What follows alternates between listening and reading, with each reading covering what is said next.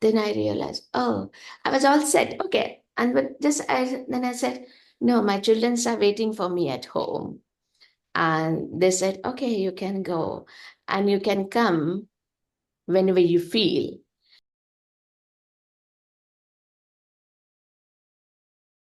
Hello, everyone, and welcome to the channel within. Today, I am excited to be speaking with Yogini Rome, and we will be speaking about her life before her NDE, the day off, and how life changed after that fateful day. Welcome, Yogini Rome, and I'm so happy to have you here with me today. Namaste. Shri Gurubhyo Namaha. Shri Matre Namaha. Namaste. So the prayer, this meaning that there is a guru in everyone. So I bow to Guru in you and in your audience who will be watching us. And I believe that the creator of this universe is a mother. So that mother essence is in everyone, in you, in me, and in your audience who will be watching us today and coming days. So that motherly essence of creator, I bow to them as well. Thank you so much for that beautiful invocation. And if okay with you, can we start with how life unfolded for you before your NDE? Oh, I came from like a rural India, like a countryside girl, but grew in the atmosphere of ritual, mantra, chanting, nature, swimming in the river, climbing the trees, horses. It's just like it's a beautiful childhood. At the same time, going in a temple, 4 o'clock, chanting the mantras, and we were taken care by entire village, so there was no scare, fear. And my mother remains my first guru. Every mother is our guru. So she introduced me to the soul level language, different vibration. And my father was in the Navy, so he was very disciplined. My mother was a housewife, so she had a lot of good time. And I was a child who will ask a lot of questions. So I remember one question I asked my mom when I was 3 years, why the people die and where they go after they die, why the children die, why there's a poverty in Africa, why there is a poor people and the rich people. All these kind of questions I used to ask her, and she used to answer me absolutely cool, like she's having a conversation. She like never ever put me, oh, you are too young or small. And we have a goddess Vajreshwari temple, big temple, which has the one of a Shakti Pita. The people who are aware of Indian thing, they may be knowing where the goddess Shakti can be experienced. So she used to tell sometime, go and ask her. I'm tired today. So I will come from the school, put my things, and I will run to the temple and ask the goddess the question. So all the intuition will be shown. Sometime in the dream, it will be shown. So does like we used to have a Naga sadhus, monks coming, and my parents used to host them. So from there, I can take like yogis are not born suddenly. From the childhood, they have been nurtured that way. So and yes, I used to go to Vedantic Sanskrit school, only girl, where we chant a lot of Sanskrit mantras, etc. So it was beautiful, and I think that is a main base foundation of mine today. Where am I? It was It, beautiful. it sounds beautiful, and I love your inquisitive nature about how you had so many questions. So, what happened the day of the NDE then? Mm. So I think today when I look back, trust me, that was the best thing happened to me. That's what I feel when I look back today. I was coming from morning walk, but before that, like after this, all the living I did stepped in Bombay. Bombay is our finance capital. I was working as a general manager, finance, and that to real estate, construction, and all. Successful columnist and TV host, radio jockey, like a handful of the things. But somewhere I was feeling that, and I had decided, age of 24, that I will resign my job, age of 37. And I don't know from where those dates came. So I resigned my job, age of 37. My chairman asked me, Rome, what is the next? So I said, Mr. Andrew, I don't know at the moment what is the next, but I have decided read, travel, travel, travel. And then I will ask after 1 year this question, what is the next? So I, like, there was a door of jobs and corporate world was always open for me. So I didn't bother, but one was sure I wanted to take a break. Okay. And after that, like during that time, my personal life was also going through the turbulence. And I was trying to hold on certain things. And first I thought, okay, let me take care of my health. So I used to go for the everyday walk, almost 12 kilometer. So morning 5 o'clock I'll go. I was in Goa that time. So you know the Goa is a beautiful place. So morning 5 kilometer walk, evening 5 to 7 kilometer walk, a lot of walk I used to do. And one day, morning time, I was coming from walk. I saw my watch. It was a 7 o'clock. That's it. And then when I opened my eyes, I was somewhere else. So I was hit from the vehicle coming from behind. And after a while, felt that I'm going somewhere up. So I say, if I'm going up, then what is the down? And where I'm exactly going up? So I was around 50 or 100 meters, something distant, because I was able to see my body and all. And there was a luminous portal open. There were two entities were coming towards me to take me. But these luminous portals and the lights I had seen a couple of times during my childhood as well. And I didn't get scared. I'm like, oh, what is the next? So there was one came front and one was behind. They were like I had a masculine attire kind of it, but the luminous light. There was no fear or anything, the peaceful it was. And I said, okay, the India we give the right hand first. So I gave my hand, they came to take me. And I said, if I'm going up, what is down?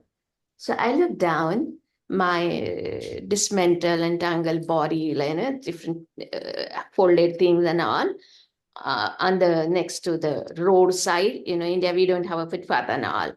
And there was a blood all dried around my head. I was like this. I saw my daughter, my neighbors, and the people who morning walk, those were there. And that time my son was in first standard, so around like a 6, 7 years. And the daughter was around 15 years. Then I realized, oh, I was all set. Okay. And then I said, no, my children are waiting for me at home. And they said, okay, you can go and you can come whenever you feel. So kind of, I came with the open ticket. And everyone started shouting like, she's alive, she's alive. Everyone started shouting, she's alive, she's alive. And then again I went. Then next I opened my eyes. I was in a hospital. And then after some days or something, they gave me food to eat and I was not able to taste anything. I was not able to smell anything. So what is happening? So I had lost my taste bud, smelling sense. It was like a nicely dismantled physically and neurologically and all this thing. And when I told our family doctor, he said, it will take 5 years to diagnose what has happened to you. I say, okay, I don't have 5 years for this. Okay.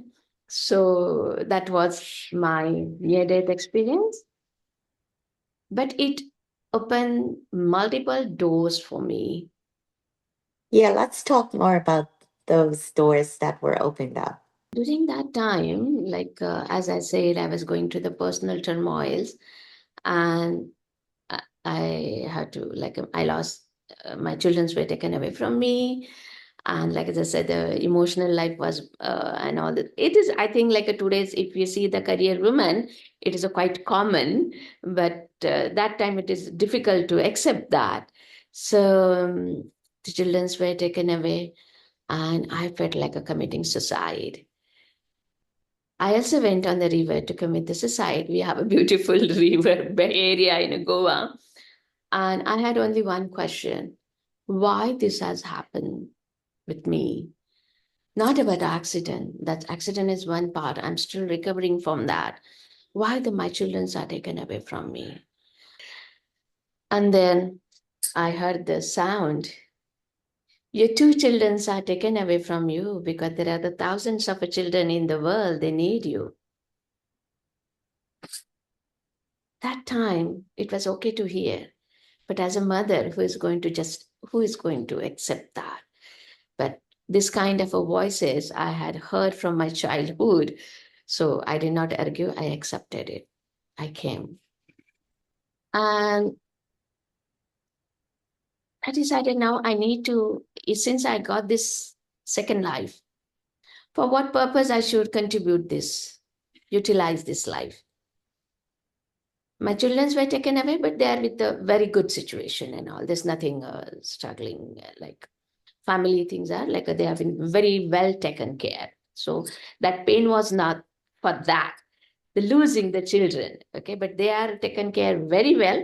That was also there. So the biggest lesson I learned in that situation first, that you don't need to get in every battle comes on your way. Sometime before the battle start, accept your defeat, but your victory will be there. It may take some time. So today So, when so Yogini Rome, were they taken away when you were not when you were hospitalized? yeah, like they gave me excuse that we have to put the children in the school and we need a guardianship letter.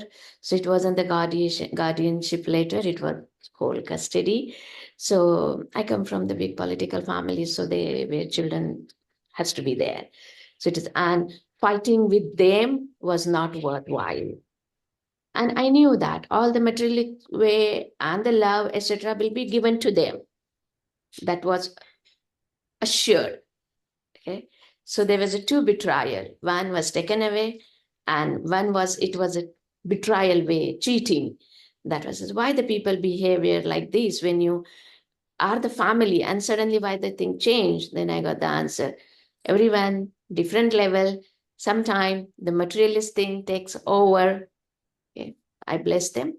And I think that is the best thing I did, accepted it, that fighting against is not gonna possible for me. And I carried myself. It took me a many years to heal from that. And same time I was healing from my neurological thing. And when I will remember my children, I will cry. And again I will lose my memory. I lost my memory as well during my this one. So I will lose my memory, I will go into the brain fog, and all these things will start paining like the way it used to pain during the accident and all. So two lessons: it's okay, every person has a different role to play in your life. Some are more influenced by the material things. One. Second thing, certain things are not meant into your destiny. And very important, you don't need to get into the every battle. Sometimes defeats also gives you the victory. That's what I learned. That was the hardest lesson. That killing mother in me. And then I asked, like, for what I should contribute this life, whether to my religion.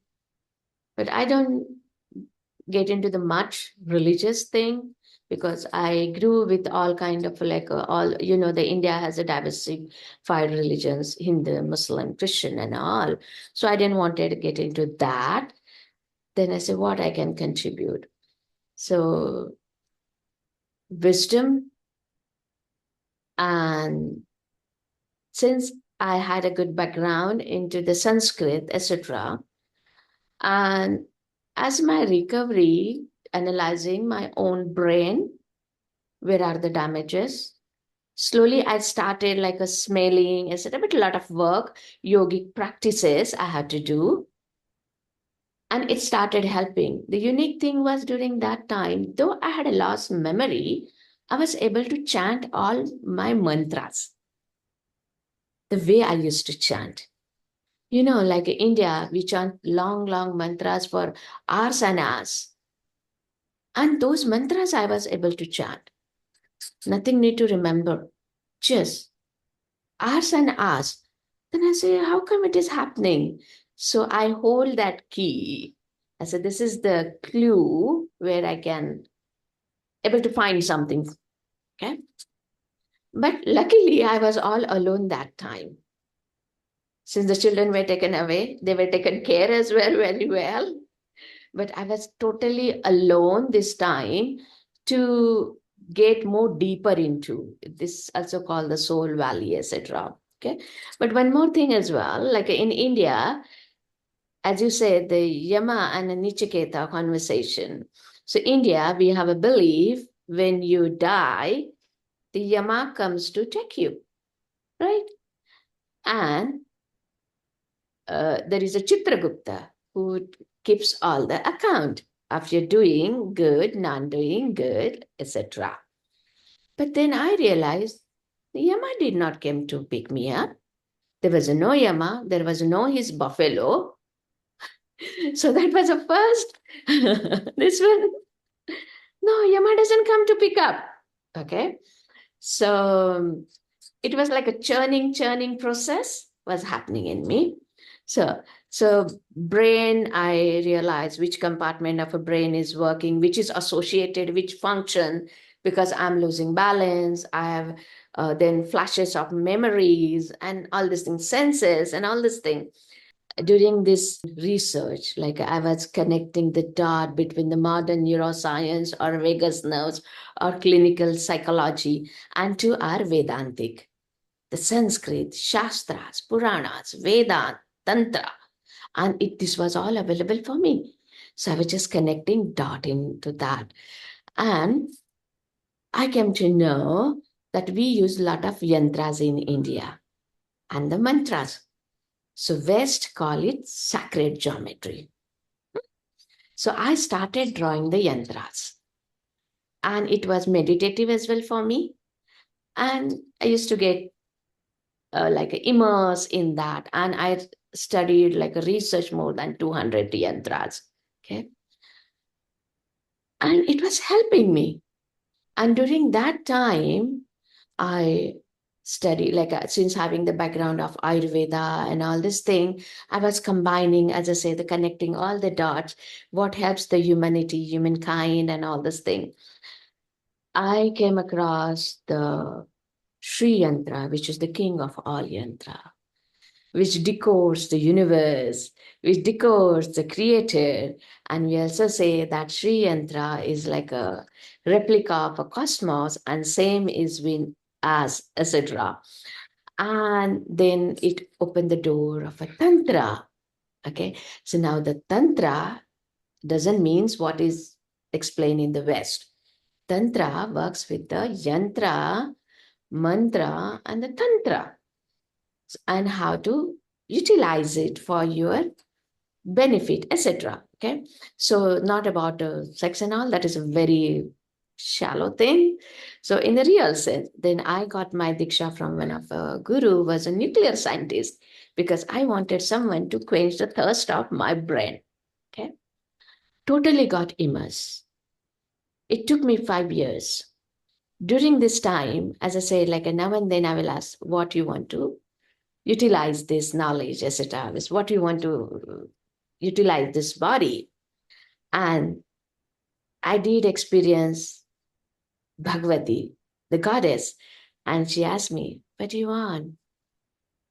I said, look, just utilize my remaining days in this body for whatever purpose you think. So, Yogini, did she appear to you? How was this? Can you talk more about this encounter? Yeah. So this encounter was something not new for me. As I said, I grew at the Vajreshwari goddess Yogini temple. So in ancient India, even like a today's India, the deity is not only worshipped in a temple. It's considered deity is a part of your village, part of your family, you know. So my mom will always say, Goddess Vajreshwari Bhagavati, take care of children. We were six sisters, one brother. So I'm the eldest one. Then all the responsibilities. And then Goddess Vajreshwari will be always with us. You know, those are your belief and the faith. They're so strong that universe has no other option than match with your belief and the faith. Okay? So initially, many years till my diksha from the guru, I was with the goddess Vajreshwari. My mother also expired before my accident, so she also used to be with me as my guardian angel. So Can you can you explain what Diksha means to people listening?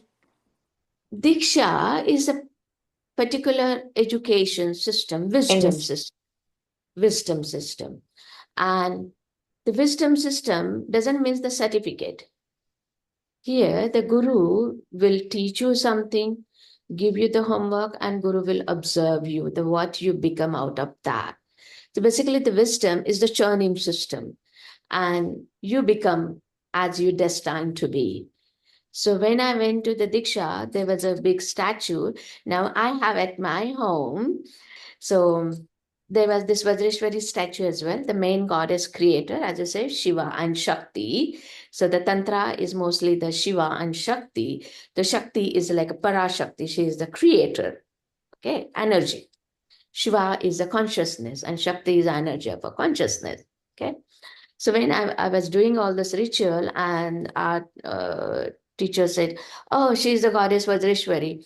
And I looked at her and spoke to her, ah, you're here. You should have told me to do this thing beforehand. I would have done that. Why you made me so long to do? And then I heard again voice. You would have not understood the way you understood now.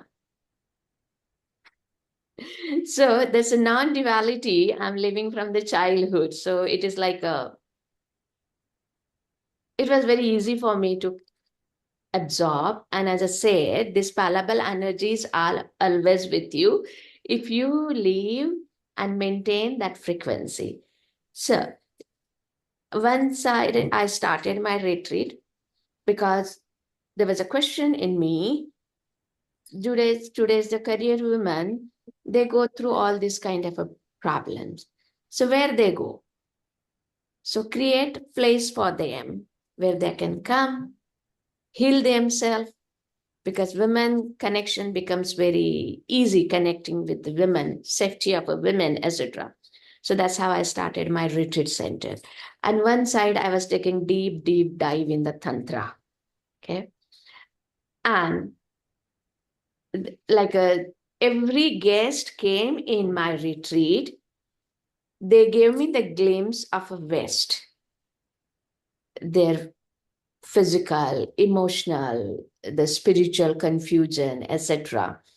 So they contributed a lot to my research and the study because my whole life I dedicated for this purpose that how I can help with this Vedantic, holistic Ayurveda, Tantra, Mantra, science. Okay. So India, we don't have those many things. I think the people in India are more resilient. So that gave me the, also I did the brain, addicted brain, these, that, a lot of study, like many years. I will have the retreat and whenever I'm free, I will go for the any miss brain mapping and all. I'm still fascinated with that organ, the brain. So that helped me a lot. Then in India, like Tantra has the bad name, okay? And the women's are not allowed. But Tantra, I found they are like a code, sure formula, which works. So I started other division to sharing this knowledge of the Shakti, Tantra, and especially the women. Earlier, my retreat was only for the women, but since few years, I opened for the men because somewhere I men started sending the emails. Why do you think like that? We also have this kind of a problems and all. So I opened my retreat for that. So whenever any guest come to my retreat, I ask them first their medical history, what life is showing them at the moment. So I see if I can contribute to them and whether they are in the energy frequency, because I also don't want to get anywhere disturb my frequency. So first I ask them their medical history and then I let them come. So 6 months of my life span, like a 6 months of a year, I will put for my retreat activities where Ayurveda, yoga, meditation, different breathing techniques, etc. Because every body is different, every soul purpose is different. And another thing I observe, everyone comes to my retreat is for the soul evolution process. And India is the land of spirituality. And the 6 months I have kept for this more research on the Tantra, mantras. So this is how I'm loving the second phase of my life. And today when I look back, I think the accident was the waking, because we are born with a destiny. We can forget our destiny, but our destiny never forgets us. And in fact, when that driver came in front of me, he was like, touch my feet and said, Ma'am, I'm sorry, I didn't do anything intentionally. I said, no one does anything intentionally, brother. And thank you for that. Otherwise, I was in a deep sleep. That's a beautiful perspective. Those of us who are not able to attend your retreat, what are some things that we can do at home? I'm really happy to have this question from you, since the people who cannot travel. First of all, I have seen physical health, because the food in the Western countries is processed food, and the relationship between the food and the human being is very distant. Okay.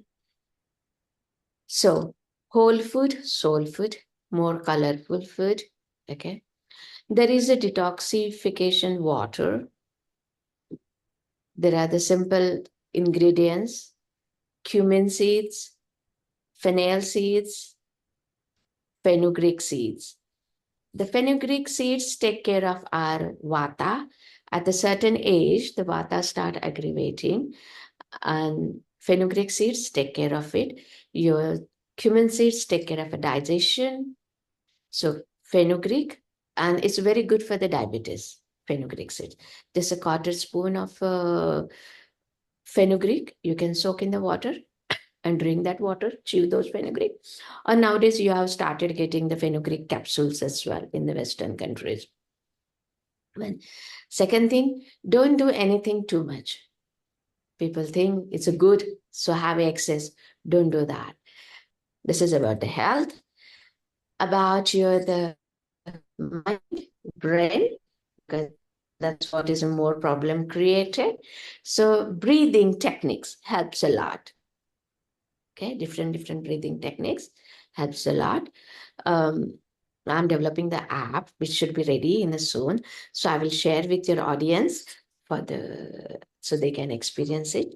So whenever you think like your mind is wandering, come back to your breathing. Deep breathing, the navel deep breathing. If you can do the 21 breathing thrice a day, it will help you a lot in your anxiety. Deep navel breathing. I have questions I ask everyone. What brings you joy and laughter these days? You know what? Spiritual people, they're always drunk. What final message do you have for anyone listening today? Life is beautiful. And you are the wonderful creation of a creator. Thank you for being here with me today, Yogini Rome. I hope everyone listening enjoyed this as much as I did.